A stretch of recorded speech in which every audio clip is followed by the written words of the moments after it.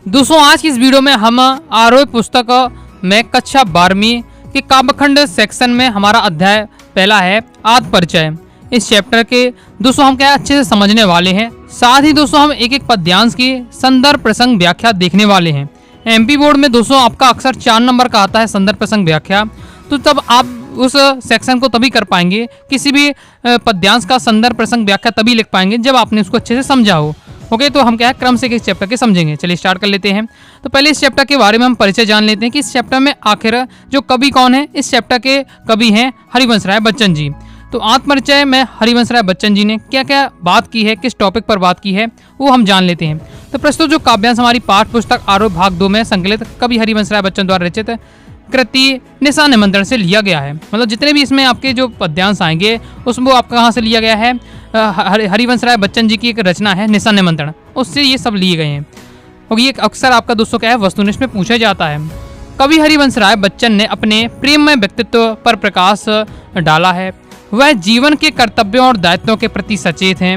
मतलब इस कविता में कवि ने क्या है अपने कर्तव्यों और दायित्वों को बताया है, साथ ही अपने प्रेममय व्यक्तित्व के बारे में बताया है। कवि ने अपने क्या है जीवन के बारे में बताया है।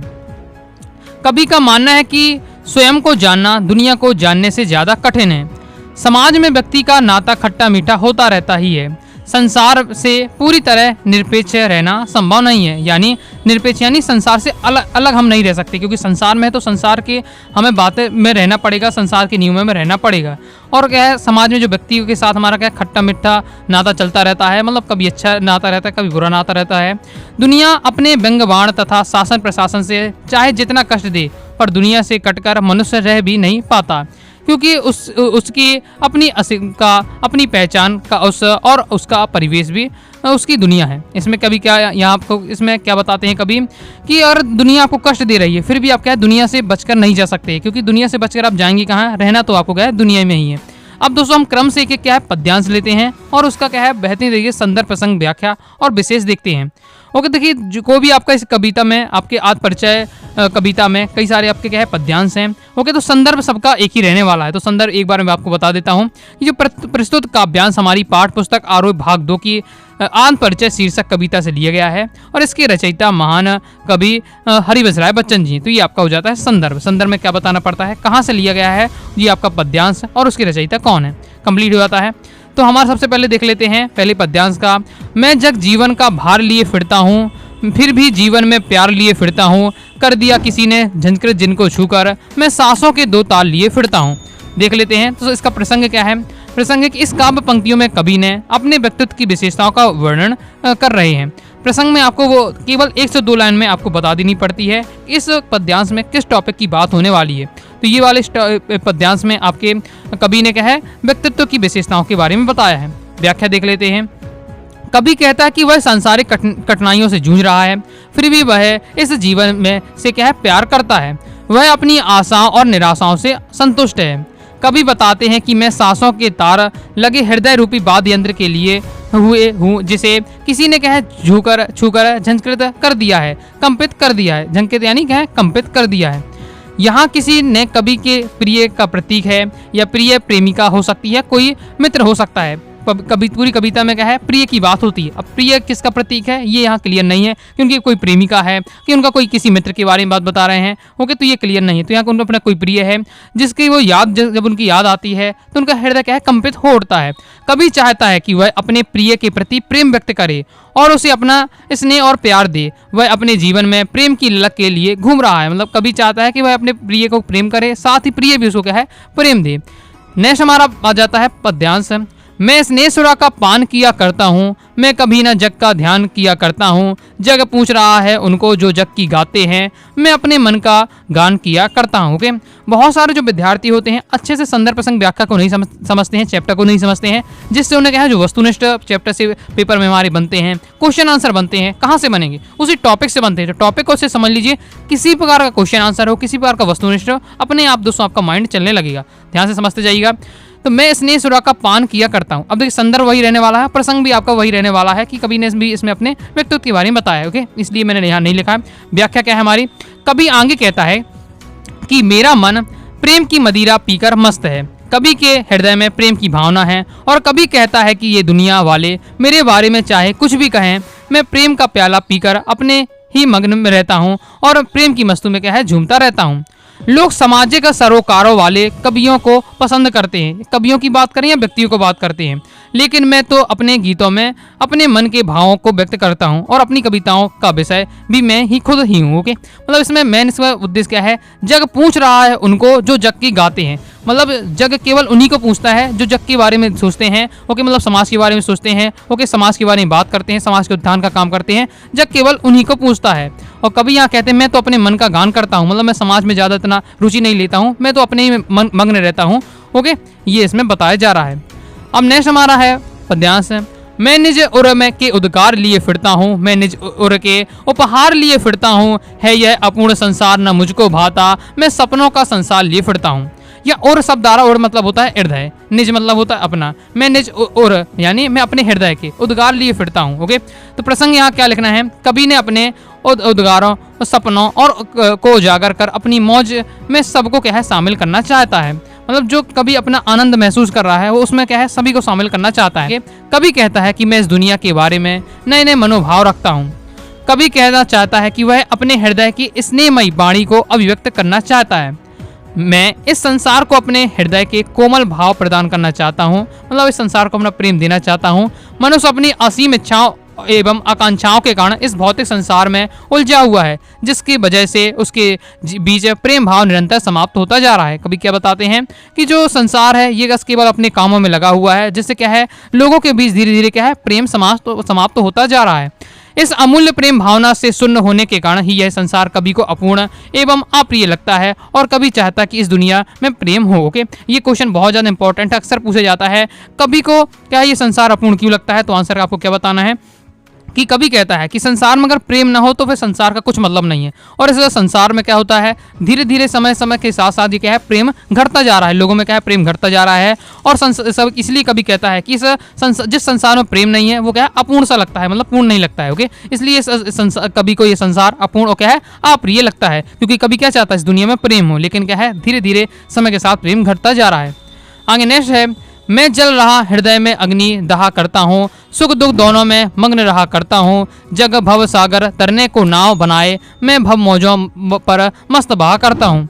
तो क्या है व्याख्या, कभी अपने प्रेम की मद होशी में मस्त हैं, वह किसी भी सूरत में अपने प्रिय से दूर नहीं होना चाहता है, इसलिए वह उसकी मधुर स्मृति की ज्वाला मन में सुलगाए हुए है। कवि को अपने प्रिय से बहुत गहरा प्रेम है, कवि को प्रिय की यादों में आनंद मिलता है। ये आपकी हो जाती है इसमें व्याख्या। ओके, देखिए विशेष भी आपको लिखना पड़ता है, हर जब भी आपके पेपर में आता है संदर्भ प्रसंग व्याख्या और विशेष भी लिखना पड़ता है। ओके, तो विशेष में क्या बताना पड़ता है, विशेष में दोस्तों आपको बताना पड़ता है कि जो भी आपका ये पद्यांश है इसमें कौन सी भाषा का प्रयोग किया गया है, किस प्रकार के अलंकारों का प्रयोग किया गया है, किस प्रकार का रस है, ये सब आपको बातें बतानी पड़ती है। ओके, तो देखिए जो आपका ये पूरा एक साथ हम क्या है लास्ट में विशेष देख लेंगे जो क्या है सब पद्यांश के लिए लागू हो जाएगा आपको। ओके, आगे इसका व्याख्या है, यह संसार सागर के समान भयंकर है और इसे तैरने के लिए कोई ना कोई नाव जरूर चाहिए। कवि अपने प्रिय के प्रेम को नाव बनाकर उसी के सहारे यह भाव सागर को पार करना चाहता है। कवि को संसार के विषय में वासनाओं से गहरा लगाव नहीं है, वह तो अपने प्रिय की मधुर यादों में मस्त होकर क्या है सुख दुख में मस्त रहता है।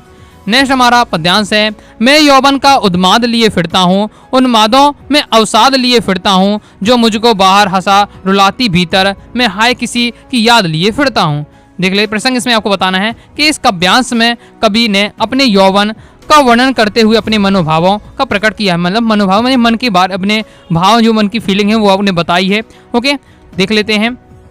तो कवि इसमें क्या कहता है कि मेरे मन में जवानी का पागलपन सवार रहता है, मैं अपनी प्रेमिका से मिलने के लिए बेचैन रहता हूँ, मैं दीवानों की तरह जीता हूँ, मेरी दीवानगी मुझे कदम कदम पर निराशा से भर देती है, वियोग के कारण क्या है सदा कसमसकता रहता हूँ। मेरे मन में अपनी प्रिय की ऐसी कुछ यादें समाई हुई हैं जिसे याद करके मेरा मन क्या रोता है, परंतु दुनिया के सामने दिखाने को मैं क्या हंसता हूँ। आगे नेक्स्ट हमारा, कर यत्न मिटे सब सत्य किसी ने जाना, नादान वही है हाय जहाँ पर दाना, फिर मुड़ न क्या जग जो इस पर भी सीखे, मैं सीख रहा हूँ सीखा ज्ञान भुलाना। तो इसका अभ्यास में कभी ने क्या दुनियादारी की भागा दौड़ को व्यर्थ बताते हुए उससे दूर रहने की क्या है सलाह दी है। तो यहाँ कवि क्या बताते हैं, संसार में सब लोग सब लोगों ने मिलकर खूब प्रयत्न किया कि वे सब क्या है सत्य जानने की कोशिश की, परंतु वे जीवन का सत्य को कोई नहीं जान पाया। मतलब सभी क्या है जीवन का सत्य जानने का प्रयास करते हैं, लेकिन जीवन के सत्य को कोई नहीं जान पाया। इस कारण जिसे भी देखो वही क्या है नादानगी कर रहा है। कवि ने सांसारिकता की दौड़ में लगे लोगों को क्या है नादान कहा है, जिससे संसार में जहाँ भी धन वैभव या भोग सामग्री मिलती है वहीं क्या है दाना चुगने के लिए बैठ जाते हैं। मतलब व्यक्ति को जहाँ ही पैसा रुपया दिखने लगता है वहीं क्या है उसी की ओर भगने लगता है। नादानी में वह भूल जाता है कि वह संसार के जाल में उलझ गया है। कभी कहता है कि इतनी नादानी करने पर भी क्या मैं उस संसार को मूर्ख ना कहूँ जो जानबूझकर सांसारिक लाभ और लोभ के चक्कर में उलझना चाहता है। मतलब हर व्यक्ति जानता है कि उसे पैसे रुपये का ज़्यादा बाद में कुछ होने वाला नहीं है, फिर भी उसके पीछे भागता रहता है। तो यहाँ इसलिए कवि ने क्या है लोगों को नादान कहा है। मैं तो इस नादानगी को समझ गया, इसलिए मैं सांसारिकता यानी इस दुनियादारी का पाठ सीखने की वजह क्या है उसे भुलाने लगा हूँ। आगे नेक्स्ट है, मैं और जग और कहाँ का नाता, मैं बना बना कितने जग रोज मिटाता, जग जिस पृथ्वी पर जोड़ा करता वैभव, मैं प्रतिपग से उस पृथ्वी को ठुकराता। तो यहाँ इस प्रसंग क्या लिखना है कि इस पद्यांश में सांसारिक लोगों से अलग भावुक कवि अपनी रचनात्मक से एक भिन्न दुनिया का निर्माण करना चाहते हैं।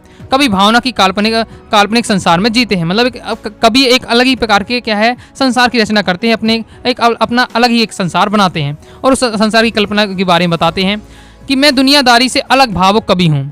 संसार की इस चाल बिल्कुल अलग है। संसारी लोग दुनियादारी निभाने में लगे हुए हैं, मैं भावना को महत्व देता हूँ। मेरा इस संसार में कोई मिल नहीं है। संसार तो धन और वैभव की दुनिया में खोया हुआ है। कभी मन ही मन क्या कल्पना करके नए प्रेम भरे संसार की रचना करता है, परंतु जब वह संसार में प्रेम की कसौटी पर खरा नहीं उतरता तो वह उसे मिटा डालता है और इस तरह निरंतर वह नए प्रेम के संसार की रचना करता है। मतलब क्या है जो कवि हैं नए नए संसार की रचना करते हैं और उसमें प्रेम डालते हैं, लेकिन जिस भी संसार की उन्हें रचना की लेकिन उसमें उन्हें प्रेम ज़्यादा नहीं दिखा तो उस संसार को वो क्या है महत्वहीन समझते हैं, फिर नया संसार के बारे में कल्पना करते हैं। मतलब ये अपने नए संसार की कल्पना करते रहते हैं हमेशा, ओके, और उसमें क्या है प्रेम खोजते रहते हैं। मैं रोज एक आदर्श समाज की कल्पना करता हूँ, परंतु कल्पना को साकार न होते देखकर उसे मिटा डालता हूँ। यह संसार जिसे धन वैभव को इकट्ठा करने में लगा है, मैं उसे पूरी तरह से ठुकरा देता हूँ। अर्थात कवि को प्रेम भरा संसार चाहिए, धनी और प्रेम शून्य नहीं है। मतलब कवि के अनुसार यहाँ बताया जा रहा है कि प्रेम को महत्व दिया जाना चाहिए, ना कि धन को। आगे नेक्स्ट है, मैं निज रोदन में राग लिए फिरता हूँ, शीतल वाणी में आग लिए फिरता हूँ। तो इन दो लाइनों में दोस्तों आपका विरोधाभास अलंकार है।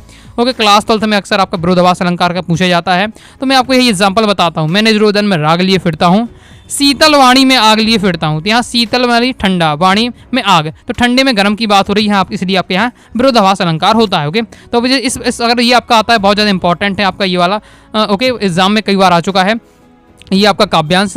तो जब इसका विशेष लिखे तो आपको यहाँ बताना है कि इन पंक्तियों में विरोधाभास अलंकार। ओके, तो ये क्या है अपना काव्यांश। मैं निज रोदन में राग लिए फिरता हूँ, शीतल वाणी में आग लिए फिरता हूँ, हो जिस पर भूपों के प्रसाद निछावर, मैं वह खंडहर का भाग लिए फिरता हूँ। प्रसंग में आपको बताना है, कवि ने इस काव्यांश के द्वारा बताते हैं कि उसके रोने में भी प्रेम छलकता है और वह अपने प्रेम के आंसू रोता है।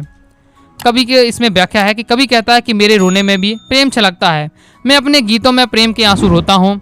कवि का स्वर वेदना के कारण कोमल है, मधुर है, शीतल है, किंतु उसमें भी प्रिय को न पाने के कारण उसमें आग भी उतनी ही प्रबल है और शीतलता और आग का सहयोग क्या है बहुत ज़्यादा अद्भुत है और यहाँ बता सकते हैं कि विरोधाभास प्रतीत होता है।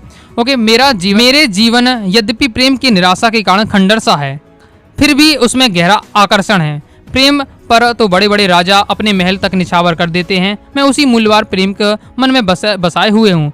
कभी विरह की पीड़ा में व्यथित हैं, उसके हृदय में अपने प्रिय की यादों बची हुई हैं, उसके मधुर गीतों में निजी प्रेम को खोने की तीव्र वेदना सोई हुई है। मैं रोया, इसको तुम कहते हो गाना, मैं फूट पड़ा, तुम उसको कहते हो छंद बनाना। क्यों कभी कहकर संसार मुझे अपनाए, मैं दुनिया का हूँ एक नया दीवाना। इस प्रसंग देख लेते हैं। तो प्रसंग में इस काव्यांश में के माध्यम से कवि ने बहुत ही सरल शब्दों में यह समझा दिया है कि हर गीत के पीछे उसका क्या है रोदन होता है। मतलब जो भी कहता है, हर जो भी लाइनें लिखता है उसकी करुणा छुपी रहती है। ओके, तो देख लेते हैं। तो कवि यहाँ कहता है कि जिसे तुम मेरे गाने कहते हो वह वास्तव में मेरे हृदय की यह रोदन है। यह रोदन प्रेम की निराशा के परिणाम स्वरूप प्रकट हुई है। जब मैं प्रेम की आवेग से भरकर पूरे उन्माद के साथ शब्दों से फूट पड़ता हूँ तो तुम उसे क्या छंद बनाने की संज्ञा देते हो। कभी स्वयं को कभी नहीं दीवाना कहलाना पसंद करता है, कभी अपनी वास्तविकता को जानता है। उसकी कविताओं के मूल में उसकी क्या दीवानगी है। कभी अपनी कविता के बारे में यह कहता है कि उसमें उसकी निजी प्रेम पीड़ा वेदना और दीवानगी प्रकट हुई है। दुनिया मुझे कवि के रूप में व्यर्थ ही सम्मान देती है, वास्तव में मैं तो कवि नहीं, एक है प्रेम का दीवाना हूँ। नेक्स्ट है, मैं दीवानों का भेष लिए फिरता हूँ, मैं मादकता निशेष लिए फिरता हूँ, जिसको सुनकर जग झूम झुके लहराए, मैं मस्ती का संदेश लिए फिरता हूँ। तो प्रसंग क्या है कि कवि इस काव्यांश में माध्यम से संसार में संदेश देता है कि सांसारिक झंझटों को भूलो और प्रेम की मस्ती में खुद को क्या है लीन कर लो। तो व्याख्या क्या रहने वाली है कि कभी अपने को प्रेम की दीवानी और मस्ती में चूर है। कभी कहता है कि प्रेम दीवानों की तरह जीवन व्यतीत करता है, मेरे जीवन का एकमात्र ध्येय है प्रिय के प्रेम को पाना। मैं प्रेम और यौवन के गीत गाता हूँ, मेरे गीतों में ऐसी मस्ती है जिनको सुनकर लोग झूम उठते हैं, प्रेम झुक जाते हैं और आनंद में लहराने लगते हैं। मैं सबको इसी प्रेम की मस्ती में झुकने झोंकने और लहराने का संदेश देता हूँ। अब यह इस प्रकार से दोस्तों हमारा क्या है आत्म परिचय में जितने भी आपके काव्यांश थे हमने क्या है सभी के संदर्भ प्रसंग व्याख्या समझ ली है।